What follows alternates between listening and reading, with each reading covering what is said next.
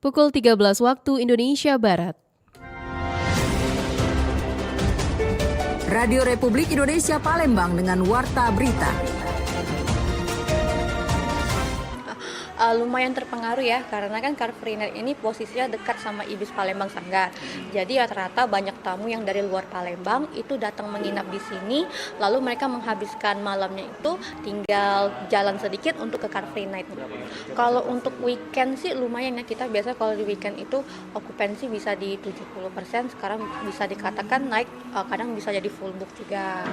Jadi harus bisa melaksanakan dan mendukung bagaimana tata kelola minyak masyarakat ini yang sesuai dengan Permen 14 tahun 2025.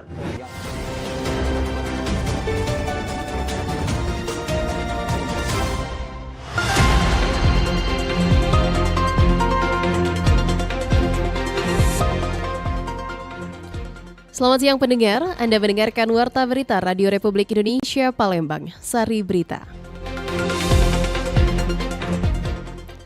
Car Free Day dan Car Free Night yang digelar Pemkot Palembang mampu meningkatkan jumlah hunian tamu hotel di Palembang. Aparat gabungan di Kabupaten Musi Banyuasin terus memperketat penindakan terhadap aktivitas ilegal yang merusak lingkungan. Salah satunya melalui operasi penertiban pengeboran dan pengolahan minyak ilegal di wilayah Kecamatan Keluang. Inilah Warta Berita selengkapnya, edisi Sabtu 25 April 2026. Bersama saya, Alvina Damayanti.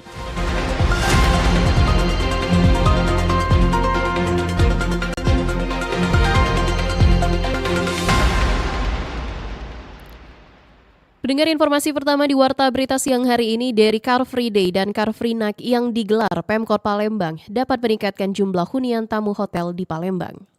Kegiatan Car Free Night dan Car Free Day memberikan dampak positif terhadap tingkat hunian hotel di Kota Palembang, salah satunya Hotel IBIS Palembang Sanggar. Hal ini dirasakan langsung oleh pihak hotel yang berada di sekitar lokasi kegiatan tersebut. Marketing Communication IBIS Palembang Sanggar, Jessica Katrina Oktavira mengatakan bahwa keberadaan Car Free Night cukup mempengaruhi jumlah tamu yang menginap. Lokasinya yang dekat dengan hotel membuat tamu lebih tertarik untuk bermalam. Menurutnya, banyak tamu dari luar kota memilih menginap karena ingin menikmati suasana Car Free Night ataupun Car Free Day. Para tamu cukup berjalan kaki dari hotel untuk mencapai lokasi acara tersebut. Dari sisi okupansi, terjadi peningkatan yang cukup signifikan terutama pada akhir pekan. Jika biasanya tingkat hunian berada di kisaran 70%, kini bisa meningkat hingga penuh atau full booking. Bahkan peningkatan okupansi saat Car Free Night dan Car Free Day berlangsung bisa mencapai sekitar 50%. Hal ini menunjukkan besarnya daya tarik kegiatan tersebut bagi wisatawan. Lumayan terpengaruh ya, karena kan Car Free Night ini posisinya dekat sama IBIS Palembang Sanggar. Jadi rata-rata banyak tamu yang dari luar Palembang itu datang menginap di sini, lalu mereka menghabiskan malamnya itu tinggal jalan sedikit untuk ke Car Free Night. Kalau untuk weekend sih lumayan ya, kita biasa kalau di weekend itu okupansi bisa di 70%, sekarang bisa dikatakan naik, kadang bisa jadi full book juga. Ditambahkan Jessica, pada hari kerja atau weekday, tingkat hunian relatif stabil. Okupansi berada di kisaran 60% yang didominasi tamu dari luar kota dan kegiatan tertentu. Pada akhir pekan, mayoritas tamu yang datang merupakan keluarga. Para tamu memanfaatkan momen Car Free Night dan Car Free Day sebagai sarana rekreasi sekaligus menginap. Jessica berharap kegiatan Car Free Night dan Car Free Day dapat terus dilaksanakan secara berkelanjutan. Ia menilai kegiatan tersebut telah menjadi salah satu ikon baru di Kota Palembang. Selain itu, keberadaan acara ini juga diyakini dapat memberikan dampak positif bagi sektor lain. Tidak hanya perhotelan, tetapi juga pariwisata dan ekonomi masyarakat secara luas. Dari Palembang, Sumatera Selatan, Aprianti, Pro 1 RRI terus mengudara untuk Indonesia. Pendengar, aparat gabungan di Kabupaten Musi Banyuasin terus memperketat penindakan terhadap aktivitas ilegal yang merusak lingkungan. Salah satunya melalui operasi penertiban, pengeboran dan pengolahan minyak ilegal di wilayah Kecamatan Keluang. Polres Musi Banyuasin memimpin langsung operasi justisi penertiban aktivitas pengeboran minyak ilegal atau illegal drilling dan pengelolaan minyak ilegal atau illegal refinery di lahan HGUPT Hindoli. Operasi ini digelar di Desa Tanjung Dalam, Kecamatan Keluang, sebagai langkah penegak hukum sekaligus upaya menyelamatkan lingkungan dari kerusakan. Kegiatan tersebut melibatkan unsur TNI, Polri, Kejaksaan, pemerintah daerah, serta pihak perusahaan yang turut bersinergi dalam penindakan di lapangan. Kapolres Musi Banyuasin AKBP Ruri Prastowo memimpin langsung operasi bersama jajaran, termasuk Dandim 0401 Mubah. Menurut Kapolres, operasi ini merupakan tindak lanjut dari sosialisasi dan imbauan yang telah disampaikan kepada masyarakat terkait larangan aktivitas ilegal tersebut. AKBP Ruri Prastowo menegaskan, praktik ilegal drilling dan refinery tidak hanya melanggar hukum, tetapi juga berpotensi menimbulkan pencemaran lingkungan dan membahayakan keselamatan. Kami dari pemerintah daerah Musi Banyuasin, kepolisian, dan dari TNI dan Kejaksaan terus bersinergi bagaimana kita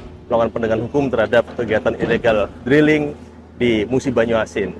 Dan harapan kami dengan adanya Permen 14 2025 ini, kita semua harus bisa melaksanakan dan mendukung bagaimana tata kelola minyak masyarakat ini yang sesuai dengan Permen 14 tahun 2025. Dalam pelaksanaannya, tim gabungan dibagi menjadi 2 kelompok untuk menyisir sejumlah titik lokasi pengeboran minyak ilegal. Petugas menggunakan alat berat untuk membongkar fasilitas yang digunakan dalam aktivitas tersebut. Hasilnya, sebanyak 56 sumur minyak ilegal dan 72 pondok berhasil ditertibkan di lokasi. Selain dari itu, 3 orang pekerja yang berada di area pengeboran ilegal turut diamankan untuk pemeriksaan lebih lanjut. Tim kemudian melanjutkan penindakan ke Desa Dawas, Kecamatan Keluang untuk menertibkan aktivitas pengolahan minyak ilegal. Di lokasi tersebut, petugas menemukan tempat penyulingan minyak ilegal yang masih beroperasi. Barang bukti berupa 6 tetmon berisi sekitar 6.000 liter minyak hasil penyulingan berhasil diamankan. 4 orang pekerja juga turut diamankan oleh aparat untuk proses hukum lebih lanjut. Kapolres Mubah menegaskan pihaknya akan terus melakukan pengawasan dan penindakan terhadap aktivitas ilegal di wilayah tersebut. Selain penindakan, petugas juga melakukan pendataan terhadap puluhan warga yang masih berada di area aktivitas ilegal. Masyarakat diminta segera meninggalkan lokasi demi keselamatan serta kepatuhan terhadap aturan yang berlaku. Dari Musi Banyuasin, Muhammad Maulana, Pro 1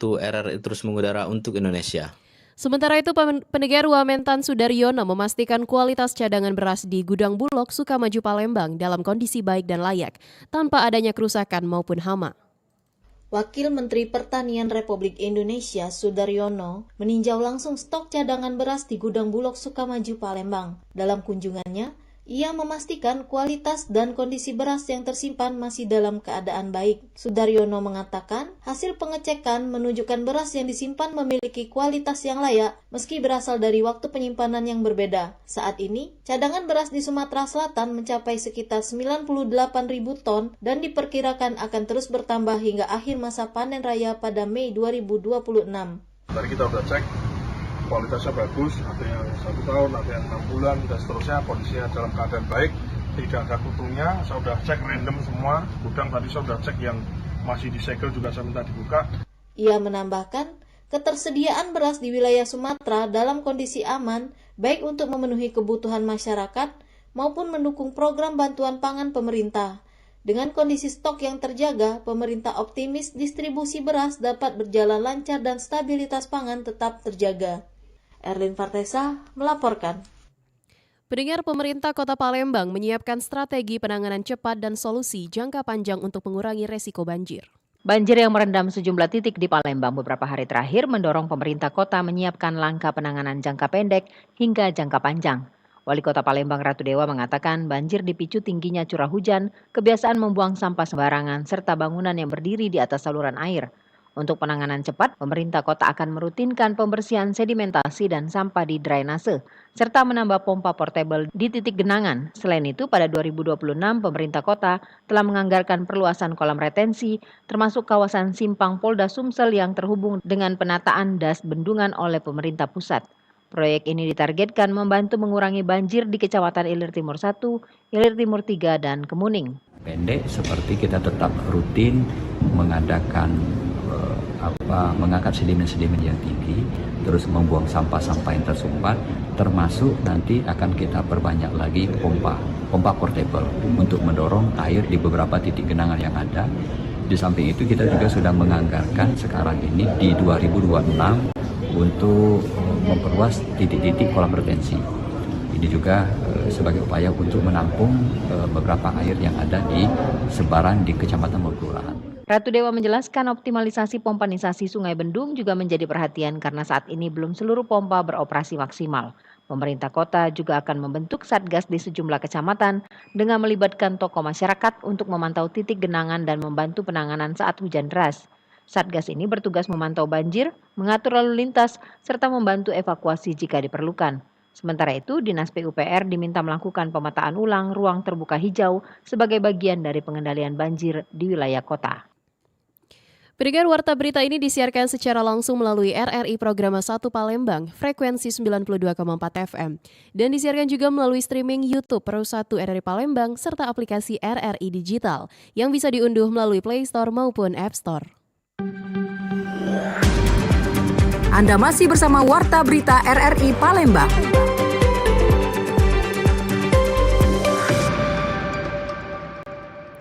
Beralih ke informasi selanjutnya, dalam rangka memperingati Hari Bumi, DLHK Palembang bersama berbagai komunitas lingkungan menggelar aksi bersih-bersih Sungai Musi pagi tadi.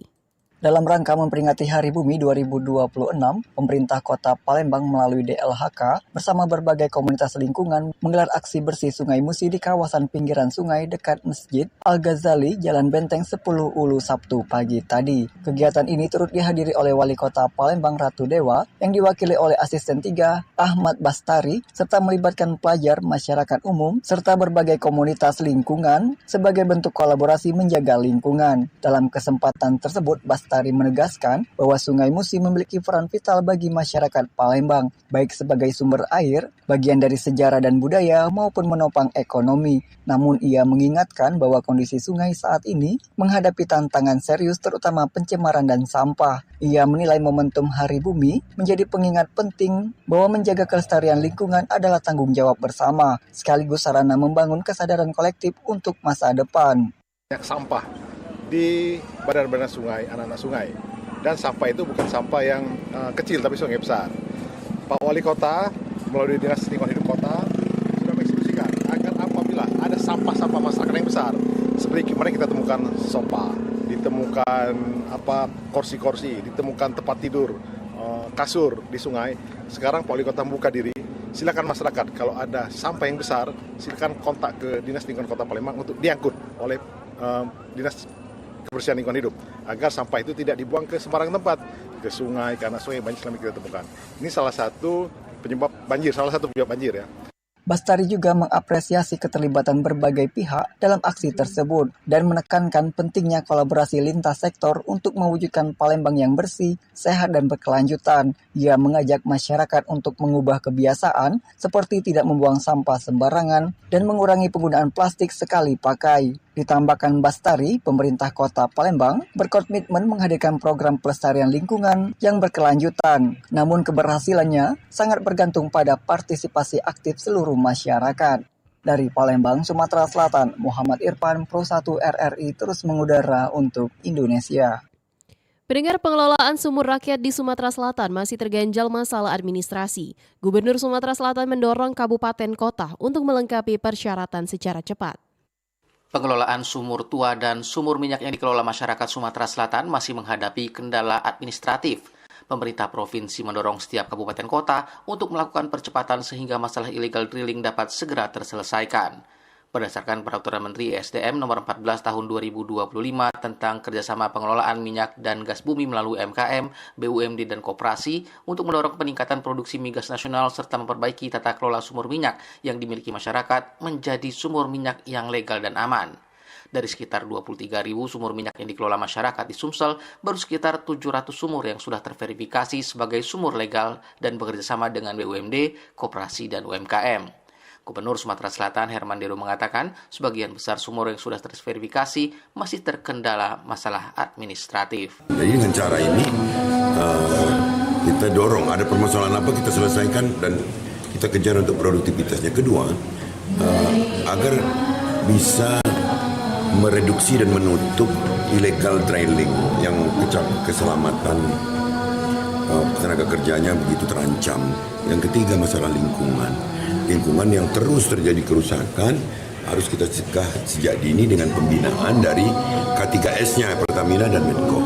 Hermanderu menegaskan dari setiap sumur minyak yang dikelola di Sumsel berpotensi menghasilkan minyak mentah sebesar 2 barel per hari. Jumlah itu diharapkan dapat memberikan kontribusi untuk produksi minyak secara nasional guna mendukung ketahanan energi. Riana Pridani melaporkan.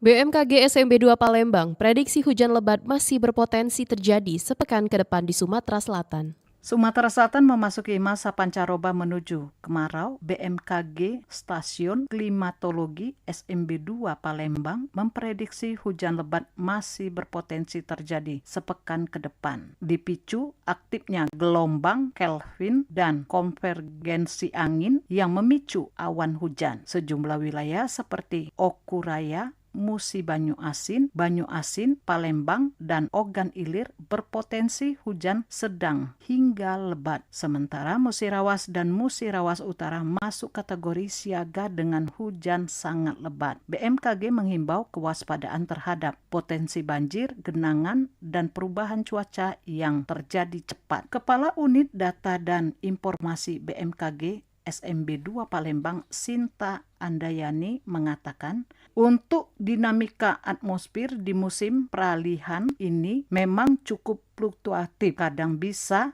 hujan minim, kadang juga bisa lebat, dan kadang bisa bersifat lokal maupun rata. Untuk beberapa hari memang terjadi peningkatan dengan durasi hujan yang cukup panjang. Untuk dinamika atmosfer di musim peralihan ini memang cukup fluktuatif. Kadang bisa hujannya minim, kadang juga bisa lebat, dan kadang bisa bersifat lokal maupun rata. Untuk beberapa hari ini memang terjadi peningkatan dengan durasi hujan yang cukup panjang. Peringatan dari BMKG juga menyoroti bahwa durasi hujan beberapa hari terakhir cukup panjang, sehingga masyarakat dan petani diminta untuk selalu memantau informasi cuaca terbaru dan siaga menghadapi potensi bencana alam, terutama banjir dan genangan air.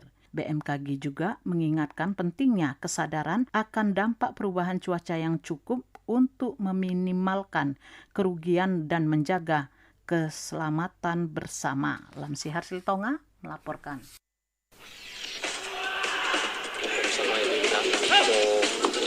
Olahraga atletik Sumatera Selatan berharap pemusatan latihan. Nggak usah mulu-mulu kan, karena dilihat dari persiapan sekarang.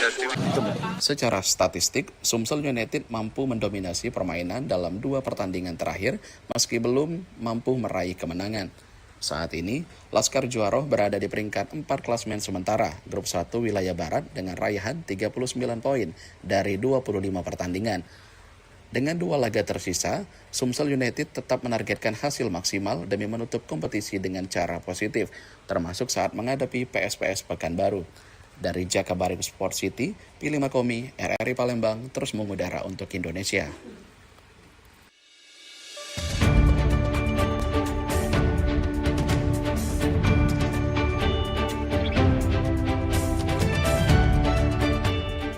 Sekian pendengar Warta Berita Produksi Radio Republik Indonesia Palembang. Sebelum berpisah, kami sampaikan kembali pokok-pokok berita. Car Free Day dan Car Free Night yang digelar Pemkot Palembang mampu meningkatkan jumlah hunian tamu di Hotel Palembang. Aparat gabungan di Kabupaten Musi Banyu Asin terus memperketat penindakan terhadap aktivitas ilegal yang merusak lingkungan. Salah satunya melalui operasi penertiban, pengeboran dan pengolahan minyak ilegal di wilayah Kecamatan Keluang. Informasi lainnya dapat Anda akses melalui website resmi kami, rri.co.id. Kami juga membuka ruang aspirasi bagi Anda untuk menyampaikan peristiwa yang berada di sekitar Anda melalui line WhatsApp dan SMS di 0821 7927 9090. Mewakili kerabat kerja yang bertugas, saya Alvina Damayanti, undur diri dan sampai jumpa. Demikian Warta Berita Radio Republik Indonesia Palembang.